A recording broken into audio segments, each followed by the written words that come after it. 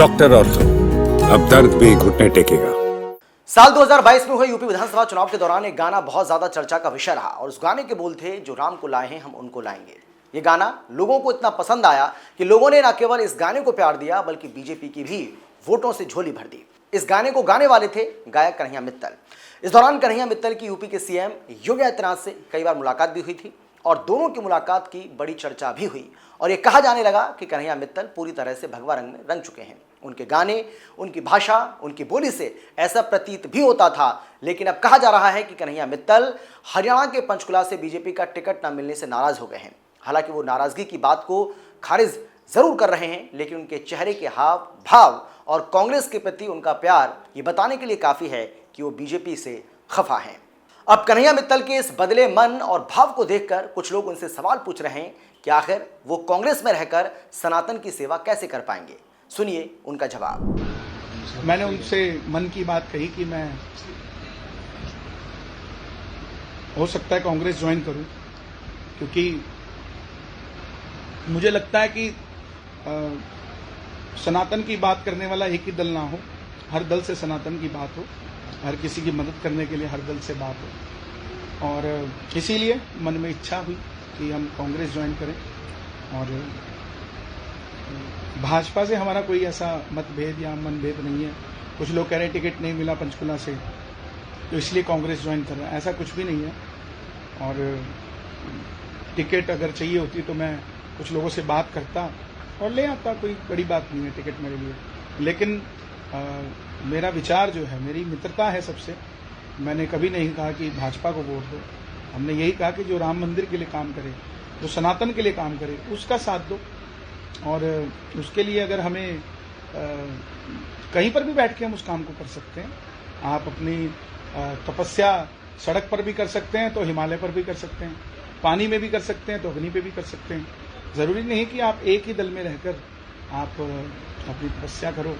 और मैं तो कभी भाजपा में मूल रूप से था भी नहीं। हाँ, ऊपर से मुझे बुलाया जाता था कि आप आइए हमारे यहाँ, जो राम को लाए हैं वो भजन गाइए। और वो भजन भी आप सुनेंगे तो उसमें कहीं भाजपा का नाम नहीं, उसमें महाराज जी हमारे गुरु हैं योगी आदित्यनाथ जी, उनके लिए हमने वो गाया।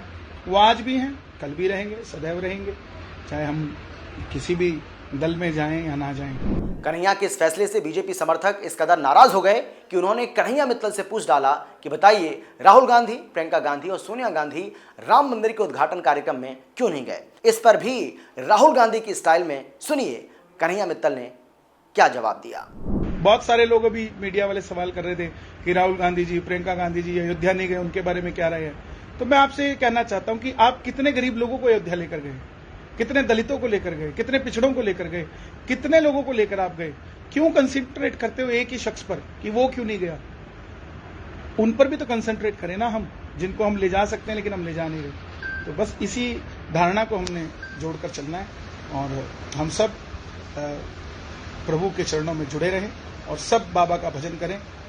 मेरा कोई मन मुटाव भाजपा के साथ ना था, ना है, ना रहेगा, क्योंकि मैं चाहता हूं सब भगवान से जुड़े।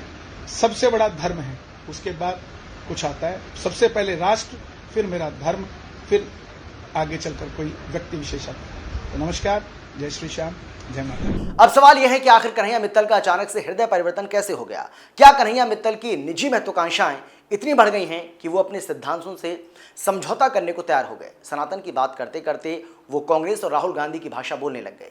कन्हैया मित्तल की ये बात सही है कि सनातन पर किसी एक पार्टी का एकाधिकार नहीं होना चाहिए, लेकिन कन्हैया अपने और बीजेपी के उन समर्थकों को ये बात कैसे समझाएंगे कि जो अब तक बीजेपी को सपोर्ट करने के लिए उनके साथ थे, जो ये मानते हैं कि कांग्रेस सनातन की समर्थक नहीं है। क्या ये मान लिया जाए कि राजनीति में जाने के लिए कन्हैया मित्तल ने लोगों की भावनाओं के साथ खिलवाड़ किया है।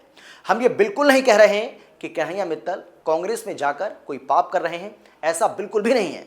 वो इस देश के नागरिक हैं और हमारे देश का संविधान उन्हें किसी भी पार्टी में जाने और उसकी विचारधारा को फॉलो करने का पूरा अधिकार भी देता है। लेकिन कन्हैया मित्तल से सवाल तो पूछा ही जा सकता है कि अपनी इच्छा की पूर्ति के लिए अचानक से स्टैंड बदल लेना कितना जायज है।